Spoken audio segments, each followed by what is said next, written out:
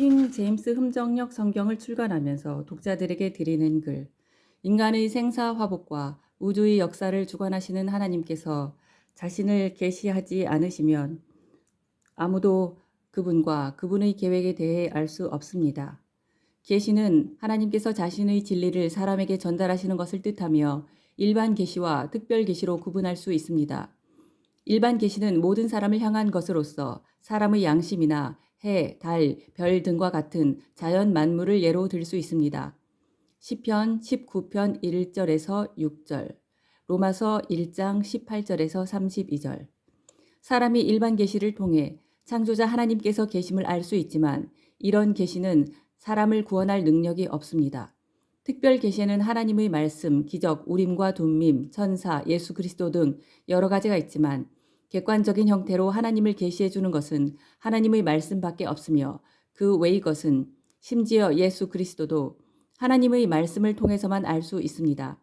따라서 사람이 하나님과 그분의 크고 온전하신 뜻을 이해하고 죽은 자를 살리는 구원의 능력을 경험하기 위해서는 반드시 하나님의 말씀이 있어야만 합니다.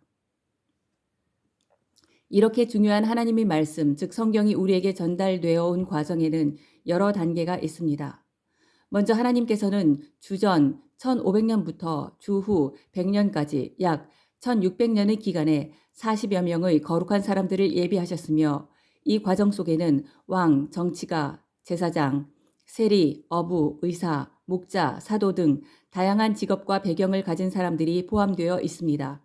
이들은 결코 완전한 사람들이 아니었지만 하나님의 손 밑에서 완전한 성경을 기록하였으며 우리는 이를 예비의 단계라 부릅니다.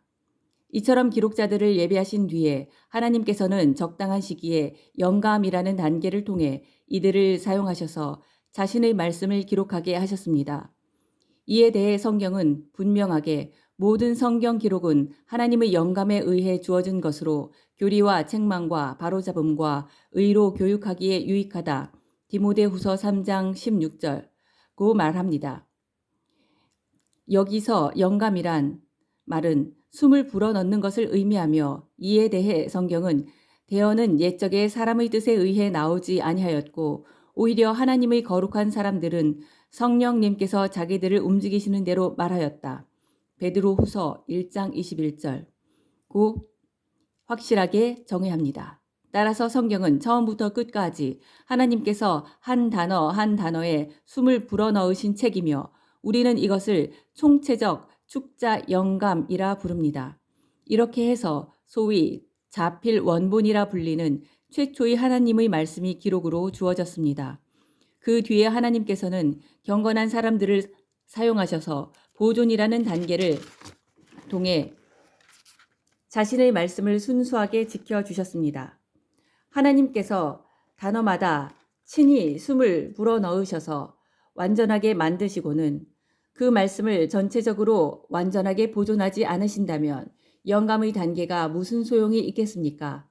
따라서 완전한 보존이 없는 완전한 영감이란 의미가 없으며 하나님의 속성 역시 이를 허락하지 않습니다. 하나님께서는 영감이라는 기적을 통해 기록된 말씀을 자신의 섭리에 따라 보존하셨습니다. 말씀의 보존에 대하여 성경은 풀은 마르고 꽃은 시드나 우리 하나님의 말씀은 영원토록 서리라. 이사야 40장 8절 고 확언하며 예수님께서도 하늘과 땅은 없어지겠으나 내 말들은 없어지지 아니하리라. 마태복음 24장 35절 고 말씀하심으로써 말씀의 보존을 확증하셨습니다. 구약시대에는 하나님께서 유대인들을 사용하셔서 대부분의 구약 성경을 히브리어로 기록하고 보존하게 하셨으며 신약시대에는 그리스도인들을 사용하셔서 신약 성경 전체를 그 당시 세계의 공통어이던 그리스어로 기록하고 보존하게 하셨습니다. 물론 보존의 단계에서도 하나님께서는 부족하고 연약한 사람들을 사용하여 완전한 일을 행하셨고 바로 이 단계를 통해 21세기에 사는 우리에게까지 성경이 전달되어 왔습니다. 하나님의 말씀이 우리에게 전달되어 온 경로에는 그 다음 단계는 번역이라 할 수 있습니다. 주후 100년 이후에 복음이 온 세상에 퍼지면서 하나님의 말씀을 각 나라의 말로 번역할 필요가 생겼고 그 결과 수많은 역본이 출연하였습니다. 성경의 영감과 보존에 대해 이야기하는 사람은 많지만 번역의 중요성을 제대로 인식하는 사람은 많지 않습니다. 그러나 엄밀한 의미에서 볼 때 이 넓은 세상 곳곳에 사는 많은 사람들을 구원하는 것은 히브리어나 그리스어로 기록된 자필 원본 성경이 아니라 각 나라의 말로 번역된 성경입니다. 이런 측면에서 우리 이방인들에게는 번역의 단계 역시 영감이나 보존의 단계 못지않게 매우 중요하다 할 수 있습니다. 성경 번역에서 가장 중요한 요소는 번역을 위한 대본입니다. 자필 원본은 이 세상에 존재하지 않으며 그것을 필사한 사본들도 많이 있기는 하지만 어느 곳도 신구약 성경 전체를 포함하고 있지 않습니다. 따라서 현존하는 사본들을 정리하여 번역을 위한 대본을 만드는 작업이 필요하며 이렇게 정리된 대본을 우리는 본문이라 부릅니다. 그런데 큰 틀에서 볼 때 성경 번역에서 가장 문제가 되는 것은 번역을 위한 본문이 한 개가 아니라 두 개라는 점입니다.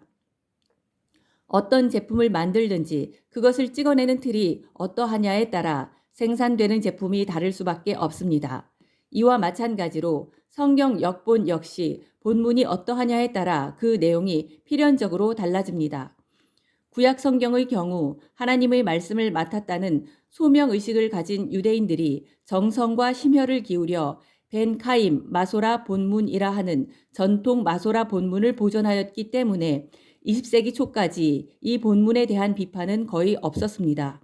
킹 제임스 성경의 구약은 바로 이 본문에서 번역되었습니다. 그러나 1906년에 키텔은 벤 카임 마소라 본문을 사용하여 비블리아 헤브라이카라는 히브리어 구약 성경을 편찬하면서 비평장치라 불리는 각주들을 이용해 전통 마소라 본문을 페이지마다 15 내지 20군데씩 수정할 수 있게 만들었습니다. 이런 각주들은 신실한 유대인들이 전통적으로 사용하지 않는 벤 아세르 마소라 본문에 근거한 것들입니다. 1929년에 키텔이 죽은 뒤 칼레는 키텔의 비블리아 헤브라이카 본문을 전격적으로 벤 아세르 마소라 본문으로 바꾸고는 키텔의 이름을 붙여서 1937년에 비블리아 헤브라이카 3판을 출간하였습니다. 키텔의 작품이 아님에도 보통 키텔의 비블리아 헤브라이카 3판으로 불리는 이 히브리어 구약 성경은 마침내 1977년 슈투트가르트 비블리아 헤브라이카로 개정 출간되었습니다. 이 같은 본문 교체는 구약 성경에서 약 2만 군데가 수정된 것을 뜻합니다. 또한 신국제역과 신미국 표준역 등 거의 모든 현대 역본들이 구약 성경 본문이 BHS이기 때문에 이러한 본문 교체 영향이 그 안에 그대로 반영되어 있습니다. 즉 마소라 본문이라 해도 다 동일하지 않으므로 어느 마소라 본문을 사용했느냐에 따라 구약 성경의 내용이 다를 수밖에 없습니다. 신약 성경의 경우 킹 제임스 성경의 근간이 된 본문은 그리스어 공인 본문인데 이 본문의 특징은 신약 교회가 거의 1900년간 가장 보편적으로 사용해 왔다는 것이며 그 내용이 전혀 변화가 없이 한결같다는 것입니다. 그래서 이 본문은 다수 사본에 근거했기에 다수 본문이라고도 하고 가장 널리 사용되었기에 보편적 본문이라고도 하며 로마 카톨릭 교회의 서방 본문과 대비되어 비잔틴 혹은 동방 본문이라고 하고 루터와 칼빈 등 종교 개혁자들이 하나같이 이 본문만을 사용했기 때문에 종교 개혁 본문이라고도 합니다. 프로테스탄트들과 침례 교인들이 한결같이 공인 본문만을 사용해 온 것과는 달리 로마 카톨릭 교회는 처음부터 소수 본문만을 고집해 오고 있습니다. 소수 본문이라는 호칭이 의미하듯이 이 본문을 지지하는 사본은 소수이며 그 안에는 예수 그리스도의 처녀 탄생 및 신성, 대신 속죄, 삼위일체 등에 대한 오류들이 다수 포함되어 있습니다. 이 사본들 중 가장 유명한 것들로는 로마 교황청 도서관에 보존되어 온 바티칸 사본과 시내산 수도원에서 발견된 시내 사본이 있습니다.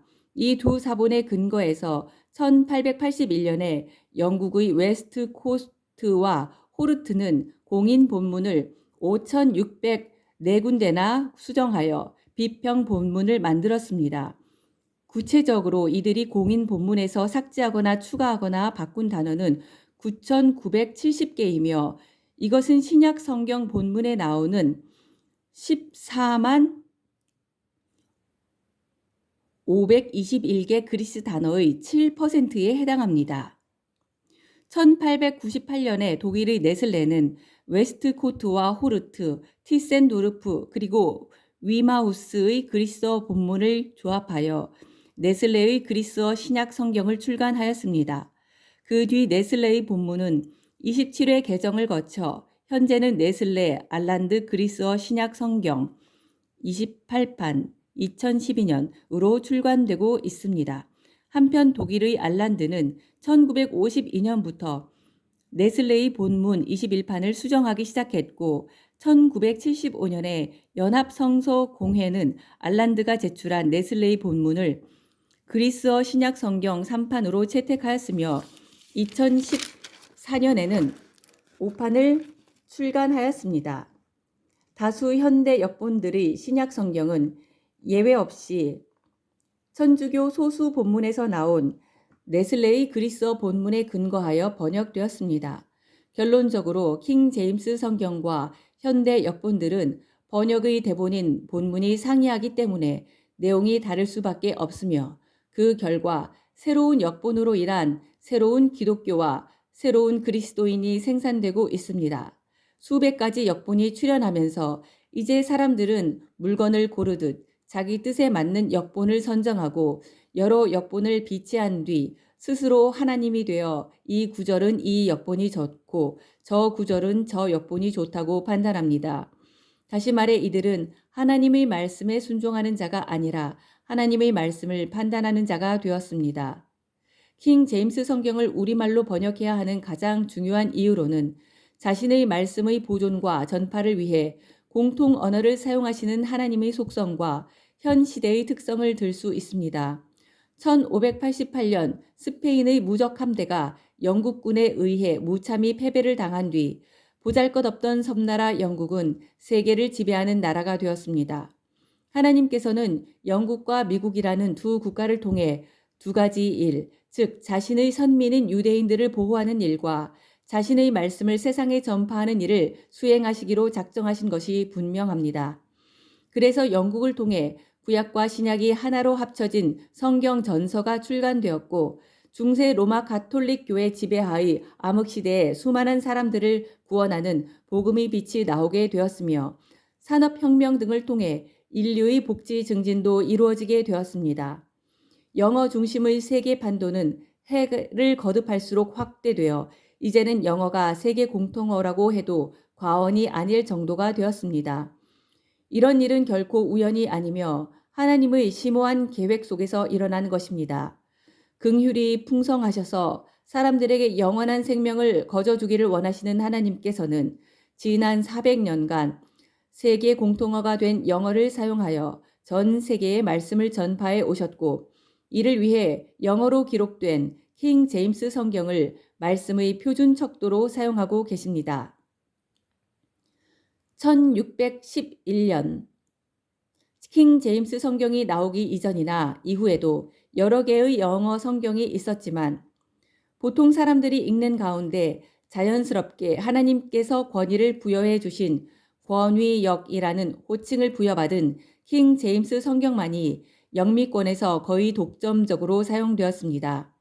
킹 제임스 성경은 수많은 민족들이 사용하는 수백 개의 언어로 번역되었고 18, 19세기 미국 및 영국의 부흥과 세계 복음 전파에 독점적으로 사용되어 수많은 영혼을 구원하였으며 모든 책 중에서 전 세계적으로 가장 많이 팔린 베스트셀러가 되었습니다.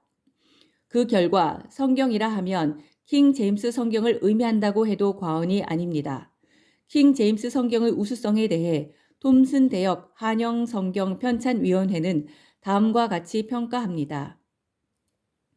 성경의 내용 번역은 물론 신학 용어 번역에 있어서 만인이 수긍할 수 있는 기본 역본이 없다면 상당한 혼돈과 분파를 초래할 것이다.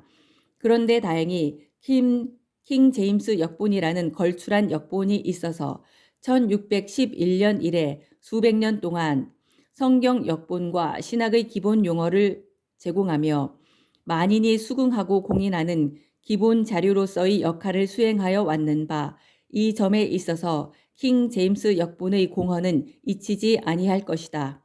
상수라면 킹 제임스 역본은 영어는 물론 세계 각 나라 언어로 성경이 번역될 때 참고가 되는 제1의 통일 자료로서 활용되고 있기 때문이다. 이는 영어의 세계적 발음과 아울러 킹 제임스 역본의 내적 우수성이 동시에 작용한 결과이다.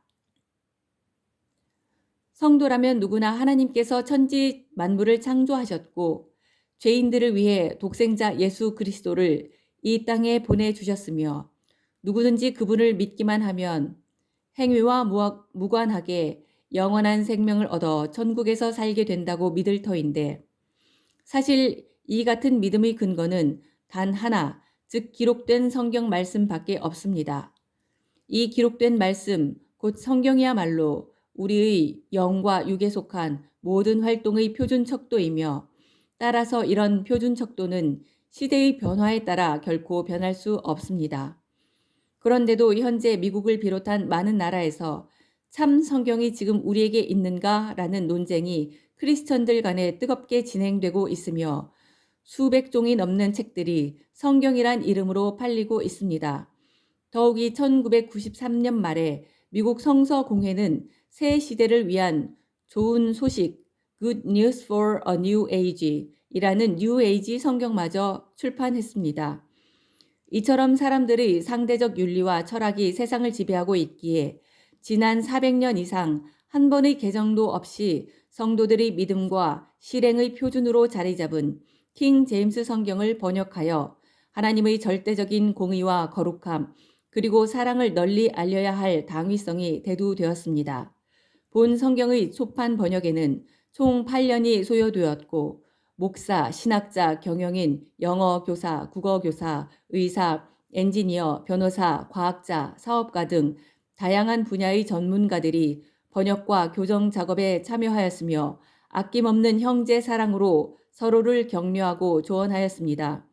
이런 성도들이 값진 노고가 없었다면 본 성경의 출간이 불가능했을 것이며 이에 대하여 영광의 주님께서 하늘의 보상으로 충만히 갚아주실 것을 확신합니다. 또한 성경의 출간을 위해 재정적으로 도움을 주신 많은 형제 자매들에게도 주님께서 동일한 은혜로 채워주실 것을 확신합니다.